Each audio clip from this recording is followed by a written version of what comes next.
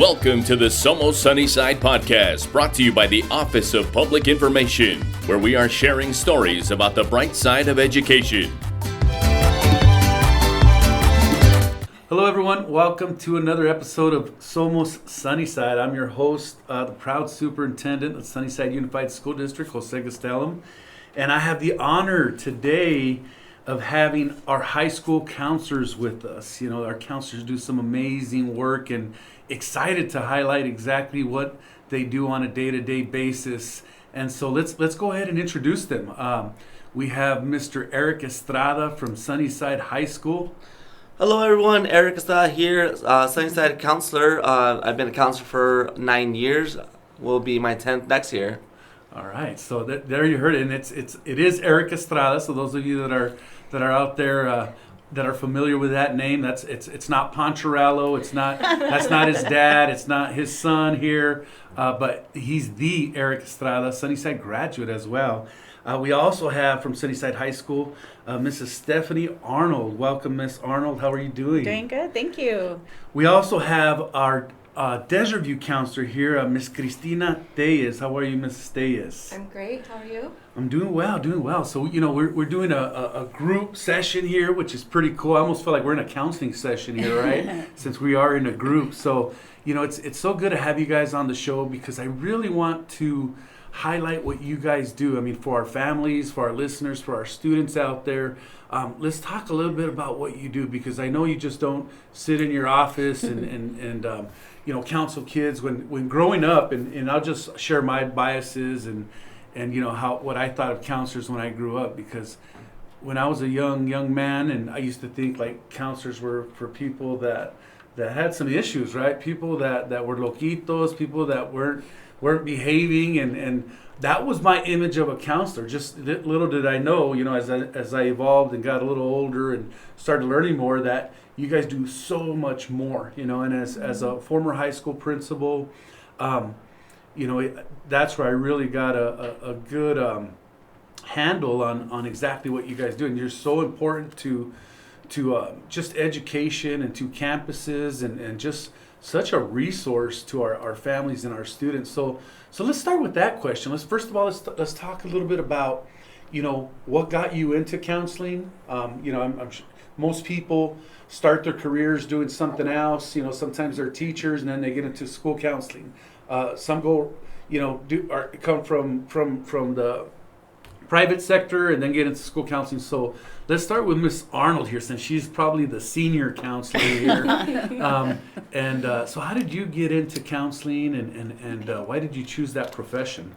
Well, so 20 years ago, well, 24 years ago, 23, something like that. Anyways, I was working for a nonprofit organization and started a mentorship program where high school students were mentoring elementary school students, and I connected with another counselor through Sunnyside High School to recruit high school students. And when I would go to that counselor and talk with her, she was always like really welcoming. It seemed she was excited about her job.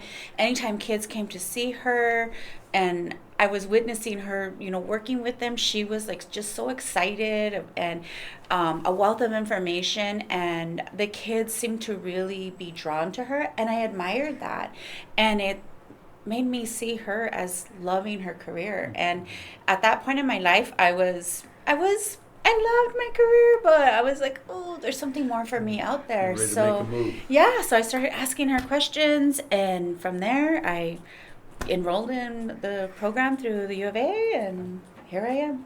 Was that like the 7th year of your career? Because I've heard of this thing called the seven year itch.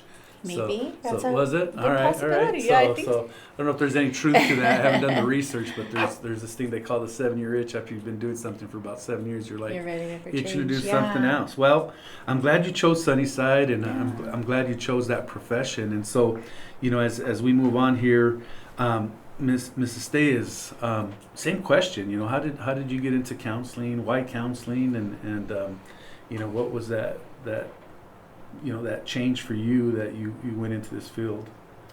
So I've always known that I wanted to work with kids. When I was in high school, I worked at the KidCo after school program. I was actually put in schools in the Sunnyside School District. I worked at Esperanza for a year, and I loved it.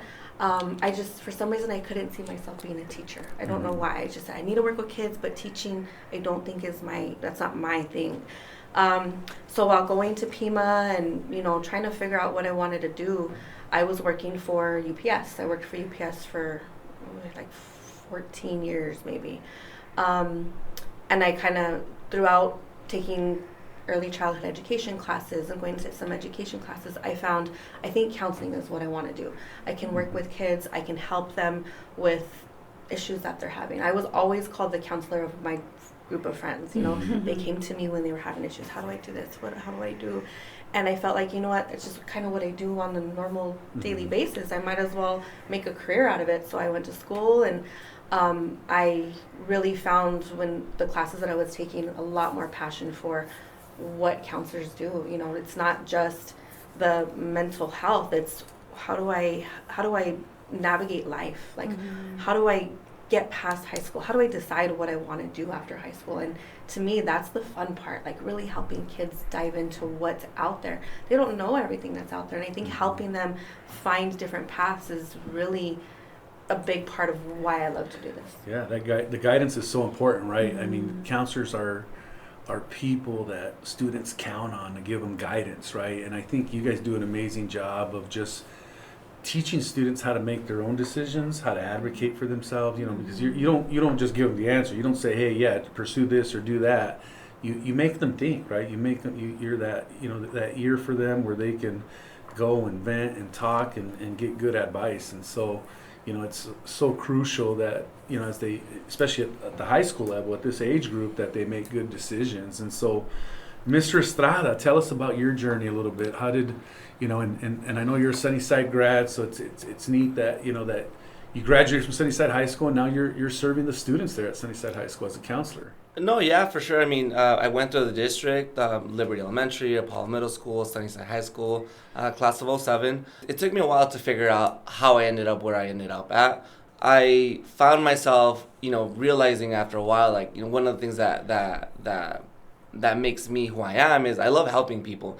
At the end of the day, it's me being able to help someone if their car broke down and just pushing them out of the way, or, helping them with issues at home with, in my school setting, right? So, I realized that I love helping people, right? Growing up, I had a lot of people that helped me. I was Mr. Tellez, for example, one of, a huge, teacher or community, person. He showed me, what helping others, altruistically looked like in a lot of senses, right? Obviously, my parents, as well, but, going through, the schools, being helped by so many people, Mr. Castro was also a huge help when I was in high school. Man, his head's gonna blow up. I think he's been mentioned twice in the last couple of podcasts, Mr. Castro. Yeah, no, like his head's gonna swell a little bit, I think. So we're gonna have to bring him back down. Jam him in. No, but again, like I said, I can't thank them enough. When it comes to the support that they provided when I was going to the schools. I was in different jobs at different times. I knew I wanted to go to college. Got through that. And then I was, that was at the end of the line, right? I ended up majoring political science. I worked at a congressional office, so I had a little bit of that experience. I worked, as an interpreter, and I heard a lot of things. I worked at a passport center, just doing brain numbing work. So again, then at that point I decided, where am I going, right? What's my next move? And that's at that point I decided, like, well, I want to go to school. And that's when I realized I want to help kids go to college, because for me, that was a super important and big piece of who I am now. Having that experience into, not only what it allowed me to do post, but into what it developed and it provided for me growing as a person, in that setting. So right. I mean, it's so interesting how careers evolve, right? And because I think as young people, as we get into our careers, whatever it may be, we're always searching for that purpose. What's our purpose and what's our passion, and I'm glad that you guys have found it, and I'm glad that you've chosen Sunnyside District to work, because it's definitely beneficial to our students to have people like you. Earlier I mentioned, and I hope I didn't offend anybody when I said that, but really that was my perception. When I thought of counselors when I was in school, in grade school, was it's donde van los loquitos and this and that, or the kids that are not behaving, and I was so wrong, right? And now, especially with all the mental health issues that our students are dealing with, coming off of COVID and coming off just difficult years. I mean, but mental health's been around for a long time. It's so, you guys do so much. It's just not career paths, talking about career paths, just not credit checks. It's mental health. It's talking to them about just tough decisions, personal things that are happening in their lives, and helping them make those good decisions. So since I'm on that piece, I want to talk a little bit about assumptions, and I want to talk about like what's accurate, right? What are the truth? What is the false in terms of a counselor's career? So anybody jump in. So what is it that you guys do that's accurate and truthful? And what's the false claims of what people may perceive you do, but you don't do, right? And so because it's interesting that how you guys get into the classrooms, you teach lessons, and it's just it's just not one track. I mean, there's so it's just layered on you, so much, and that's why counselors are so important to our schools. And I hope I don't ever regret saying this, but I'm so glad we're able to have full-time counselors. Not all districts have them. And I know some people have models where they share counselors or where they have a half-time counselor. And in this district, we've always, valued the importance of having full-time counselors, right? But let's tell the community, talk to our parents, our listeners here of what is it that you guys do. I mean, so jump in. What don't we do? Right. We're in the classroom. We're outside of the classroom. We're there at night. We're there. Yeah. I think one of the biggest false things that I hear a lot is, well, all counselors do is change schedules. Believe me, like if that's not something we like to do, that's not something we enjoy. It's something that's part of our job. There's a lot of times where I'll take a student with an IEP, for example. Maybe they're in a gen ed physics class, and maybe that physics class is a little bit too advanced for what their needs are. And through an IEP meeting, through a real quick parent meeting, it said, maybe they need a co-taught physics class. Maybe they need a resource physics class. And it's not an easy, we'll take them out of second period and put them in second period. Sometimes it doesn't work that way with the master schedule. So there's some changes that have to be made schedule-wide. And because it affects other people, if they're going from one physics class to another and it has to change their math class, those teachers, sometimes they don't fully understand that. They think we're just changing schedules just to do it. Oh, they don't like that teacher. They don't like that teacher. There's a lot behind that, it's all for the good of the student. There's not just, I don't want that kid there. Let's just move them. We have reasons, and we have processes in place to why we do what we do. What are some other false claims here? Well, I don't know. Well, I once had a student tell me, Miss, counselors are like Google. And I was like, oh my God. I was like, well, yes, but no. There is some truth. Yeah. There's some truth to that, but sometimes it's like, oh my God, do we really want to be like Google? Do we want to know everything, Yeah. So sometimes we're asked questions that, that blow us away, because we're like, wow, I'm not like Google.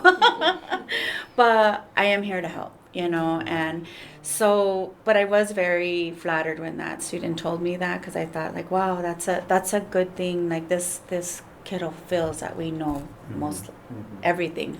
And to kind of piggyback on that though, like some kids they feel a lot more comfortable with you if they ask you a question and you say, I don't know. Let me look up. Let me check. That's a good question. Let's figure it out together. Yep. Like I feel like they feel respected because you're being open and honest with them, rather than trying to be like, oh, I know the answer. Let me make something up real quick, and like, no, I don't know. Let's find out together. They have a lot of respect for that as well. I feel like one of the myths of a counselor is that we are always just in our office, and that is absolutely not true. When I started at Sunnyside, and we started a FAFSA Fridays, and I said, you know what, we're gonna get outside on Fridays. Whatever it takes for us to get out there, and we're gonna be more visible to the students, and we're gonna provide some games for them to play, and we're going to, show them that we're out here too. Like, we're not just sitting in our offices waiting for them to come and ask questions of us. We're out here so that we can get their attention and work with them and have fun at the same time. What do you think, Eric? No, I agree. I mean, this is definitely turning into a counseling session. No, but obviously there are a lot of myths. Like Miss Arnold had mentioned. Some people think that we just sit on our desk and not do anything all day, and that's far from the truth. Yeah. There's so many things that we do, and I like to consider this position as a conduit. We are a position of conduit, right? We relay so many messages and meet with so many people. We are, the center of a lot of things, and it comes with a lot. It comes with a lot because we're pushed and pulled every which way. With the little time that we have, right? You can stay with the student for hours when they're having a crisis, right? Getting everything together. You can, again, a parent meeting, there's student meetings, there's teacher meetings, or IEP meetings. There's all these different things that we do. There's, course requests, there's FAFSA events, there's, FAFSA Fridays. So a lot of things, scholarship support, letter recommendations, there's emails, there's phone calls. There's all these things that happen, right? That are happening simultaneously, right? So again, that's definitely something that's very factual. If somebody would say, hey, you guys are very busy, you must be very stressed, right? Yes, and yes. But when somebody says hey, you guys don't do anything, you have a easy job, that's not the case. That's not the case by a long shot. So, a lot of, luckily, the district does respect our positions, and we appreciate that, the fact that we do have full-time counselors, the fact that we do, have the supports, and, when we request it, it's huge. I do find that our positions are invaluable, and the supports that we are able to provide to our students, are very much necessary. But again, all pros are, spot on. Right. All the the negatives, not so much for sure. Right. So, it's good. I'm glad we had this conversation because there are misconceptions out there, right, of what counselors do and what counselors don't do. So, we're gonna come back here. We're gonna cut to a quick break here, but don't go away because we got a lot more to talk about. Sunnyside students can have it all, learning and growing to graduate college, career, and community ready. Don't believe us? Just watch. At Sunnyside Unified School District, we are preparing our graduates with real-world skills and experiences. Our graduates are leaving Sunnyside to pursue an Ivy League education, becoming collegiate-level athletes, and earning prestigious scholarships such as the Gates Millennium, Dell, and Dorrance. All right, so we were talking about misconceptions and myths that are out there, and believe me, I know you guys do a lot more than schedule changes and sit in your office and drink coffee, eat pan dulce, and all that stuff, right? I know those are all misconceptions out there, but let's talk about what you do on a daily basis. What is a and I know like your role changes depending on the time of the year, right? I mean, you start the year off and you guys are slammed with doing schedules, and you're doing schedules for over 2,500 students. Excuse me for interrupting. Yeah. But I wanted to say stop me. Our role changes hour to hour, okay. not just the time of year. So right. just to give you an example, Mr. Gastelum, yesterday I dealt with a crisis situation. Okay. For a few hours, and then finally we resolved the situation and did the due diligence needed, but then I needed to go back into my office because I had a student waiting who made an appointment that needed to talk about scholarships and what their next steps are for college, and I was like, oh gosh, so I had to take off the crisis hat and put on the college and career planning hat, so it's not just time, month to month, like how our job changes. Right. It's hour to hour. Yeah, I stand corrected. Sorry. I pressed the button there.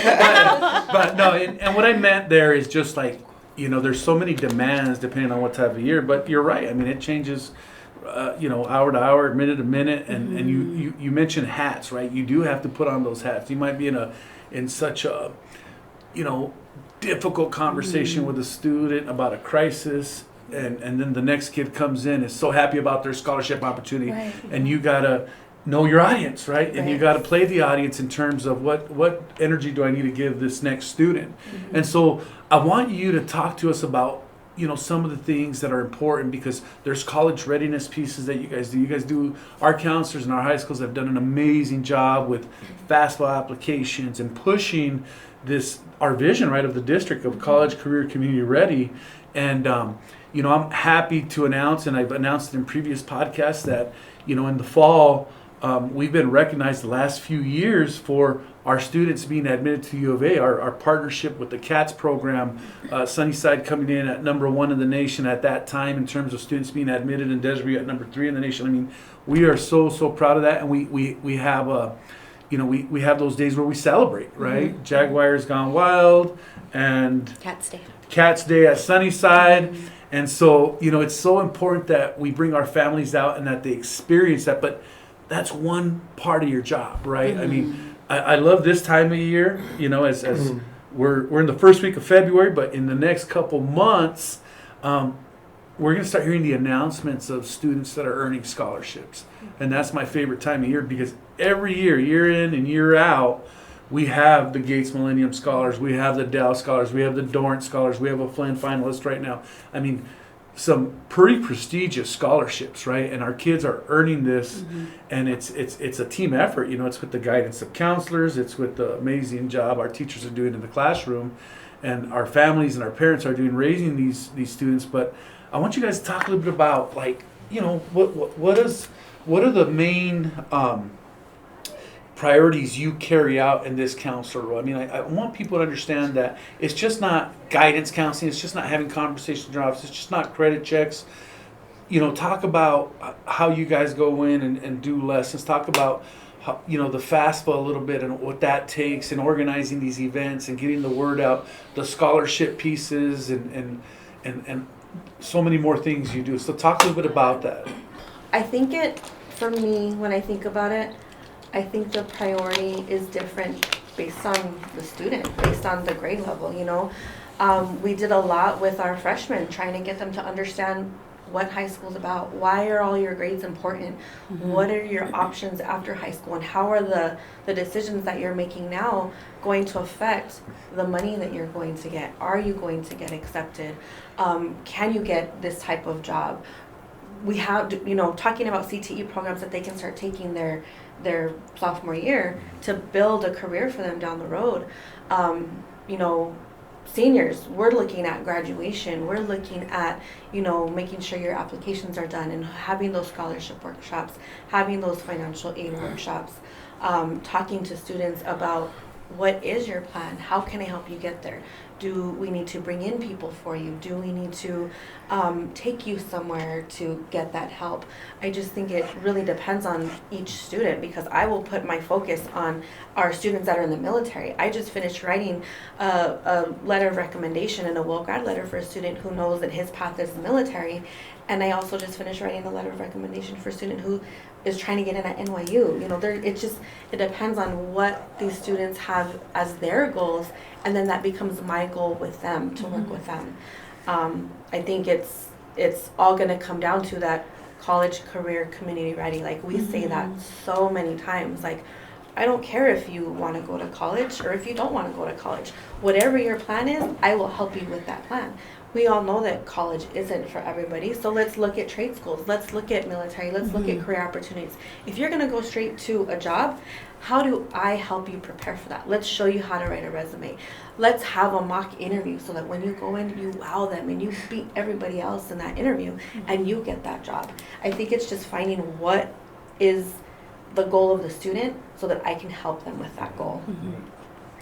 So it comes back to knowing your audience, right? Do you guys want to add anything to that, Ms. Arnold? I was just going to say, like, as a counselor and as counselors, we see the student holistically. Every every piece that goes into the student. They have their school life, their academics, their social, their home life, all these different things that go in, that compose a student.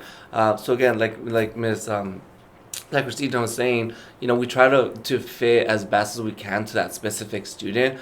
And again, in doing so, I think we do target a lot of what the district stands for, being college, career, and community ready, because again, we do have all these different workshops for college, we do offer all the CT programs for career.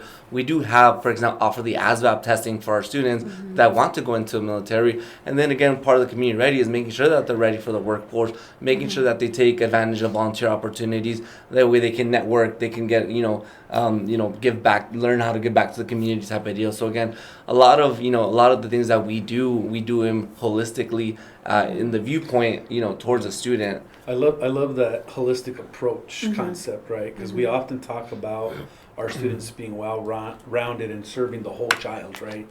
In terms of what their needs are, and so I mean that's so true. I think about you guys having conversations with students about GPA. If you want to get into this college, this is what you need.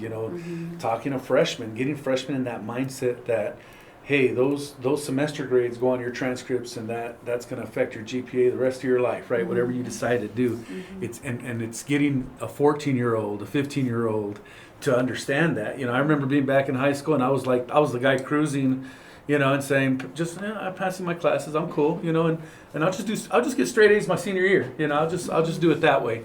And little did I know that these grades, your grade point average is cumulative, over your 4 years, and so that's an important piece that our parents need to know about. And I know you guys put it out there, but we put it out there so much, and sometimes it still doesn't stick, right? And so we have to educate not only our parents but our children, right, our students, because that is such a important piece. Because nowadays scholarships are given by grade point average, right? I mean, they just are. I mean, and so I want to first of all, I want to congratulate Miss Arnold here, and before I forget, I know last year you were Counselor of the Year for the Metropolitan Education Commission and the Crystal Apple Award. So thank you. Give you a shout out there. It was awesome to see that you got that award, and that you were nominated by colleagues and getting that award. I also want to give a shout out to NJ Utter. I call her La Padrina of the counselors, right? Because she's just always been an advocate of counselors, and I know it's near and dear to her heart in terms of the work you all do, and her being a counselor. I had the opportunity, as I was a principal at Desert View High School.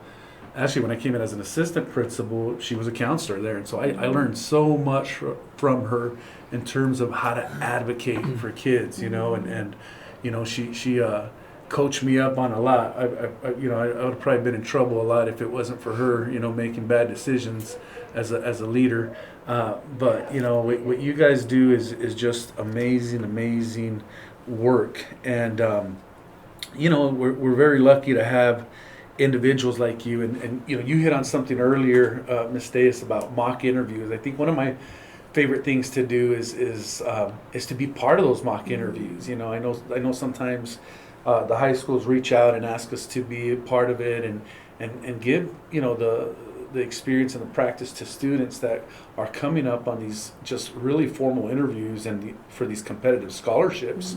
We just actually did a mock interview with a student from Sunnyside who's a finalist for the Flynn scholarship, and so it always brings me great pleasure to do that, man. It's probably one of the most favorite things about my job. And one of the things I've learned, and I've said this in previous episodes before, is our some of our children still struggle with that imposter syndrome, right? They struggle with giving themselves credit, right? Believing that they deserve it, and I always have to remind them and tell them, like, hey, you belong, like, you've earned this, this spot, you've earned this, put yourself in this position. And so these other people put on their pants the same way you do, right? One leg after the other, and they're no different. And so it's I struggle with that a lot, because even to this day, I have a little bit of imposter syndrome here and there, but it hurts me to know that our kids feel that way, right? And some of them,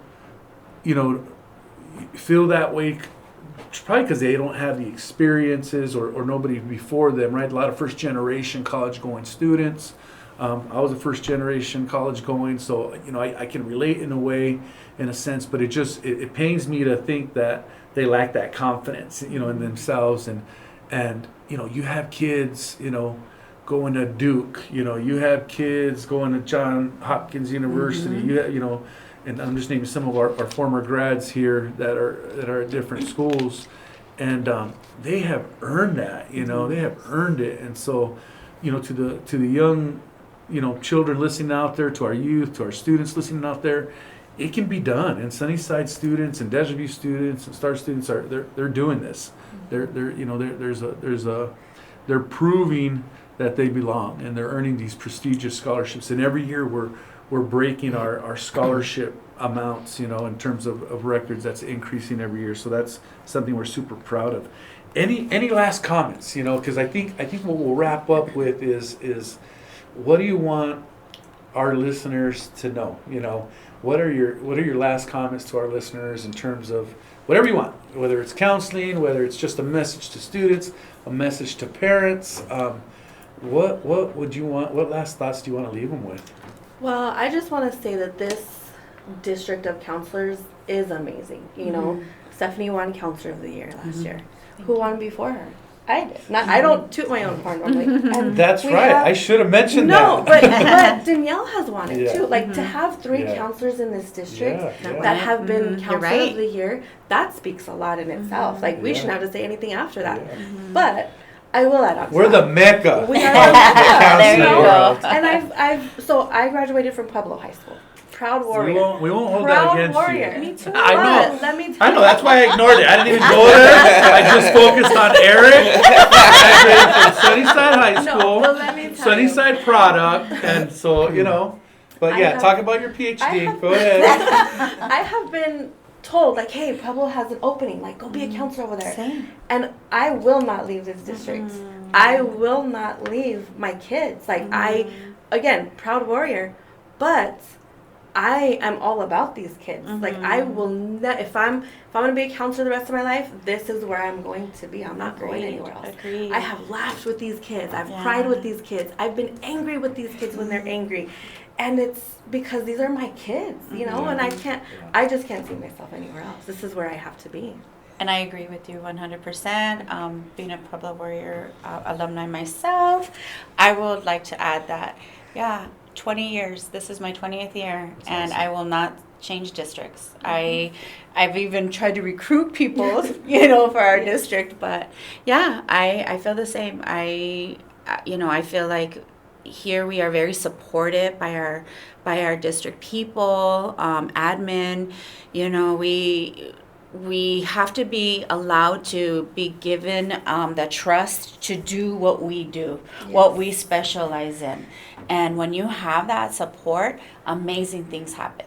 Amazing things happen. Look, we were #1 for FAFSA completions in the state. I mean, it's been some years, but we are going to get back up there.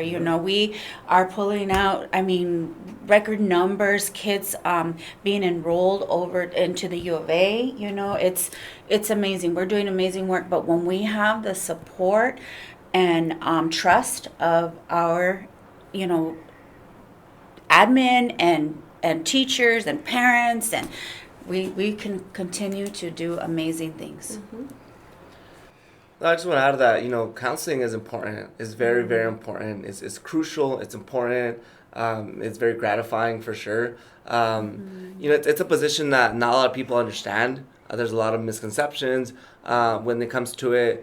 It's very, there's so many factors that go on within a day-to-day, an hour-to-hour, type of deal. Obviously, this podcast could have ran the next 4 podcasts, right? And just talking about what we do and why we do it. Again, the bottom line is that counseling is important.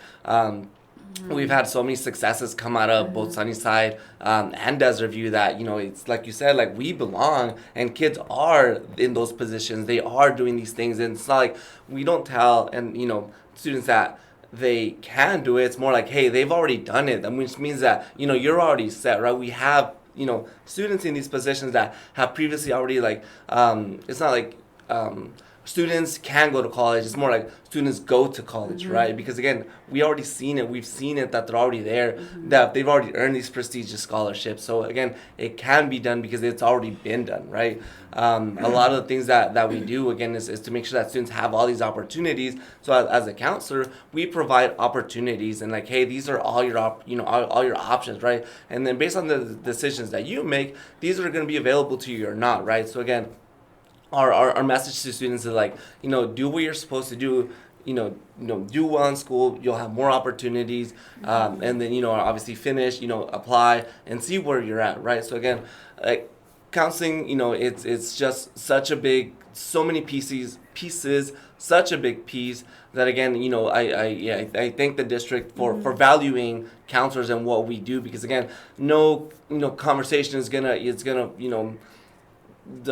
formulate exactly what we do on a day-to-day. It's just different so much, but again, thank you for having us. I appreciate Absolutely. No, thank you for doing what you guys are doing. You guys are amazing individuals, and and of course, we have award-winning counselors here, and no pressure, Eric. I mean, you're gonna have to Miss Day has been counselor of the year, Miss Arnold's been counselor of the year, and I'm sure, Eric, you're gonna hit one of those accolades soon. But it's not about, and I know you guys don't do it for the awards, and I'm joking, I'm joking, but no, for reals, I want you to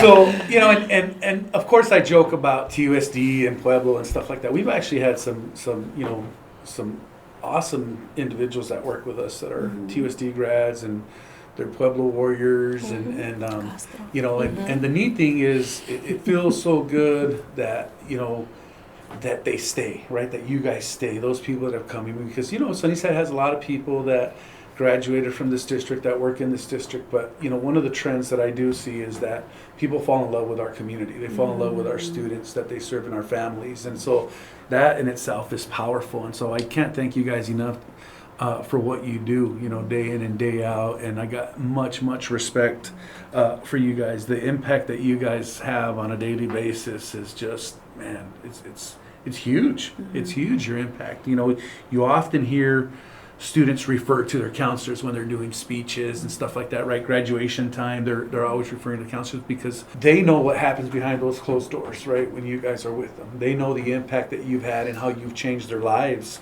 And so we're so lucky to have you guys. And to all our counselors out there, we want to wish you guys an awesome Counselor Appreciation Week. That's why we are doing this show, to highlight all of you. And I want to thank all three of you for being on the show today and sharing your thoughts, and sharing these misconceptions and sharing exactly what you do. And to our families and our students out there, our counselors are here for you. Reach out.